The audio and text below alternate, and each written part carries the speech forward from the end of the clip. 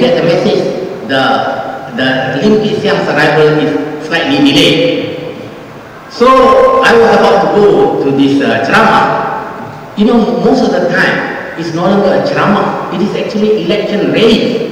You know, thousands of people there, and in the open air. This is just like the rallies we used to have before 69 and before. So it is no longer a ceramah that is, confined to a closed place. So, and for this, I think we must thank the police as well, because they did not interfere. They did not say, oh, no, this is already outside your area. They just let it happen as long as everything went on smoothly. So, when I got the message, I decided to go to Lembah Pantai, Kampung Kerinci, where the Prime Minister was going to meet the people. Syarikat managed to invite him. Here, I arrived, I saw there were, I think, something like 5,000 people in the hall as well as outside. But they were all there to listen to Maui, to listen to this singer, and that singer. And then suddenly the organizer heard the siren. Oh, he said, so we'll end the show. Immediately people started walking away.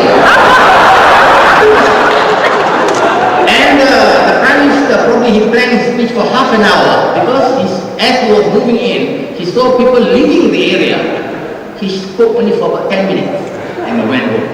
And then I got another message, oh, Kit Siang is arriving in 10 minutes. So I drove back to Subang Jaya, and Kit Siang arrived at 11:30, and there was a crowd for him. So you see, the signs were all there that it is a different election altogether this time around. But it is the rallies, and it is the SMS and the internet. It is used through this that I think the opposition parties got the message across to the people.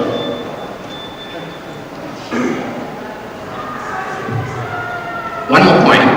This is about, UMNO people. Say, I wrote this in my article. I said, when the Prime Minister said, we the Barisan Nasional are 95% ready for the election, actually people in the division level said, nothing has been done. Which is actually true.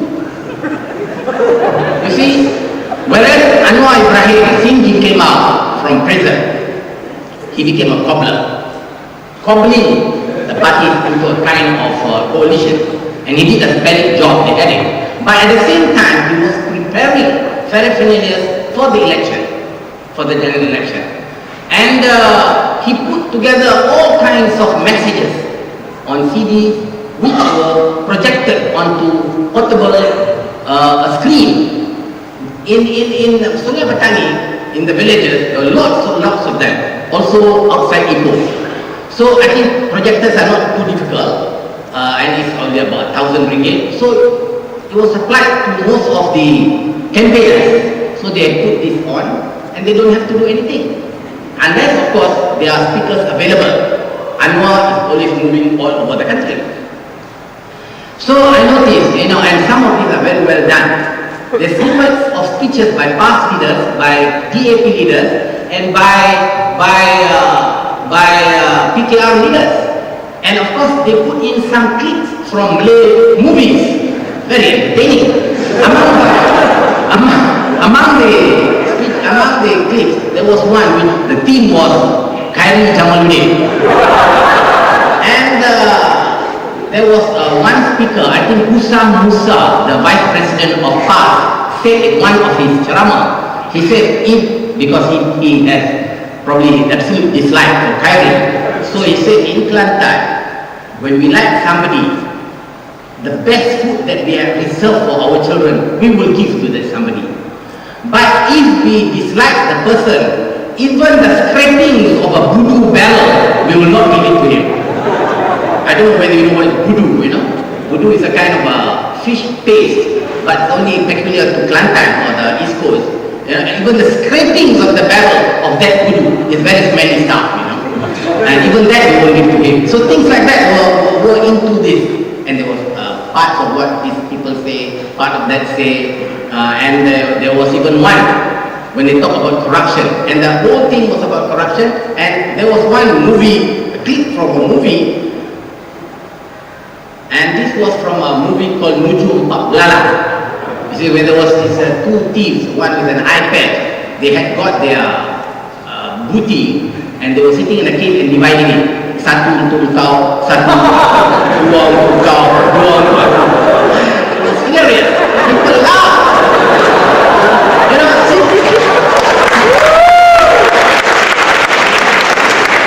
very cleverly done. And there were people there. You know, some youths just rode on their motorcycle, parked the motorcycle, sitting on the motorcycle, listening and watching.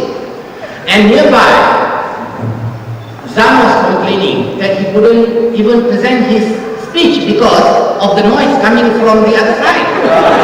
But there was plenty of food, and those guys there, they just ride the motorcycle to the food, eat, and then go back.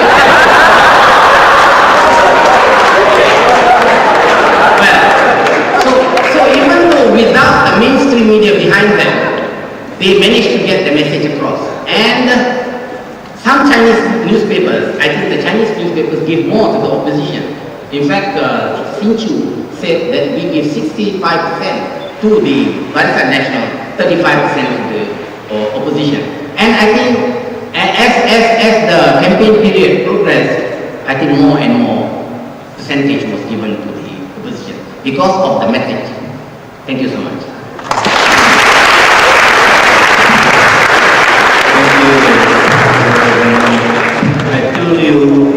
He's got this remarkable capacity of talking about serious issues in such a humorous way that we don't put it in the decision. But really, it's remarkable talent. Now, I hope I don't get any voodoo from his parents. And I must express sympathy that he lost the opportunity of getting a house. At the rate we are going, he'll never be able to buy his neighbor's house.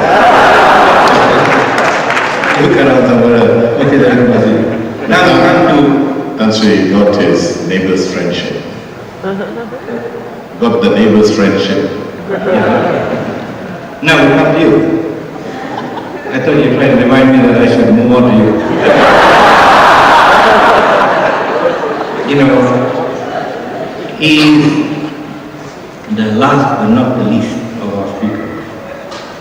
Dr. Jenison Jalsaria, I've known him for many years.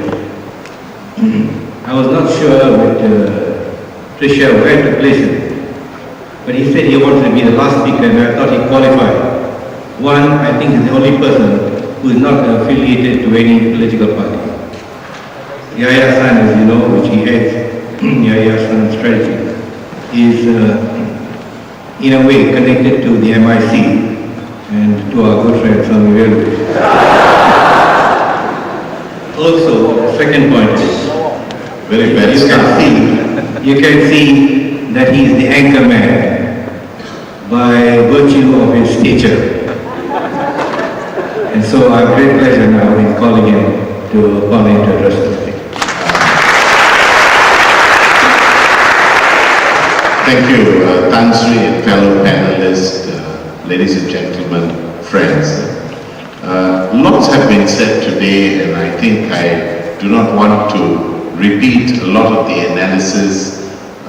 Many of the thoughts have been enlightening, refreshing, and it comes from the analysis of people who have been directly involved, of course with a lot of humor as well.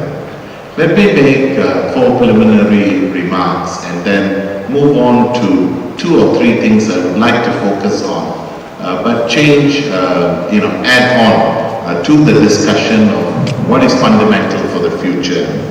I think on the things with regards to the political landscape that has changed, I think a lot has been said. And I think it's in this context that individuals have lost, individuals have won, parties have won, parties have lost, some on the verge of being wiped out, others have been resurrected or are dynamic. But this is significant because this is part of democracy, part